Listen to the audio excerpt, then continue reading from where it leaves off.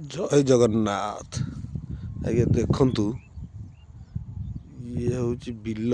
ସେ ମାନେ ଉପର ପଟେ ସେ ସବୁ ମେଲ୍ ଫିମେଲ୍ ରୁଆ ସଇଲାଣି ହେଲା। ଏପଟେ ଧାନ କଟା ହେଇନି ହେଲା। ଇଏ ଲୋକଟି ଦେଖନ୍ତୁ, ମାନେ ଧାନ କାଟିକି ମାନେ ବନ୍ଧା ହୁଅନ୍ତି ନାହିଁ, ସେମିତି ମୁଣ୍ଡରେ ନେଇକି ଯାଉଛନ୍ତି।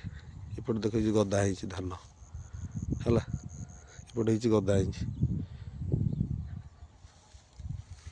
ମାନେ ତମେ ତ ବାଟ ଆଗରେ, ତମର ଆଗ ବିଲ ବୋଲି ବାଟ ଆଗରେ ତମେ ଧାନ ରୁଆ ରୁଇ କରିଦେବ, ସବୁ ଯାକ ପାଣି ନିଗିଡ଼ି ଆସିବ ମଝିକି।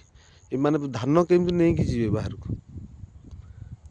ଆଗୁଆ କାଟିକି ଆଗୁଆ ମାନେ ଇଏ କରି ମେଲ୍ ଫିମେଲ୍ ଆଗୁଆ ରୋଇଦେବ। ଏମାନେ ଧାନ କେମିତି ନେଇକି ଯିବେ ବିଲରୁ, ସେଇଟା କେବେ ଭାବିଛନ୍ତି? ଲୋକଙ୍କ ସ୍ୱାର୍ଥ ଦେଖନ୍ତୁ। ତମର ଆଗର ଅଛି ବୋଲି ତମେ ଆଗେ ଧାନ ରୋଇକି ଇଏ କରିଦେବ। ଇଏ ଧାନ କେମିତି ନେଇକି ଯିବ? କେଉଁ ଗାଡ଼ିଟା ପଶିବ? ଏ ତ ପାଣି ହେଇଛି ଦେଖନ୍ତୁ।